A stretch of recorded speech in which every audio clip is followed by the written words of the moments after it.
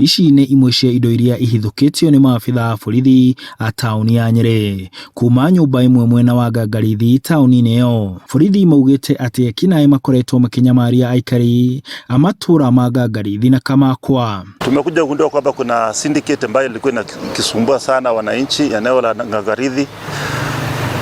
Jana tulifaulu kushika 3 na bado tunaendelea kufuatilia wengine. Borithi makiuga atĩ ũici ũyũ kaingĩ ũgũmagĩra arutwo arĩa maikaraga matũra-inĩ maya, no ona ahũri biacara nĩ marekora haceke kumana na ũici ũyũ. Kama kuna mtu ambaye alijua alipoteza mali yake, anaweza akatutembelea kwa station yetu ili akapata kutambua mali ndio tupate kufikisha watu kotini.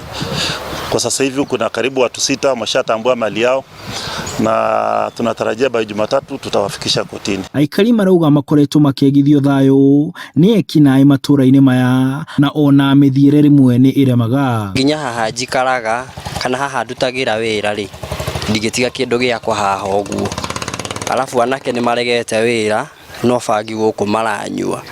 No kore na haha ũguo mountain top na hau ũguo ndũngĩhetũkĩra hau gũgĩkinya thaa 5 cia ũtukũ. Kwĩna ũici mũingĩ mũno. Kusa gas nĩ maraia mũno.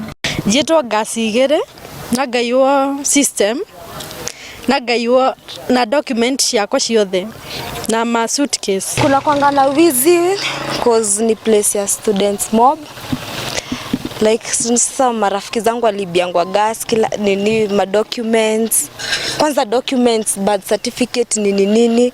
Hizo kwanza tu tunaweza request mtu amezipata mahali akizipata azilete. Kama mimi nimeimbiwa vitu mingi, bag, nguo, documents zangu zote zilienda. Hata sasa ndio tunaenda station juu tulisikia kuna vitu zimeshikwa, twende tuone kama tutapata hizo vitu. Borithi nĩ maikĩtie ngono ĩrekũĩrwo 3 na indo cia nyũmba iria nĩ hamwe na mĩtũngi ya gasi 55.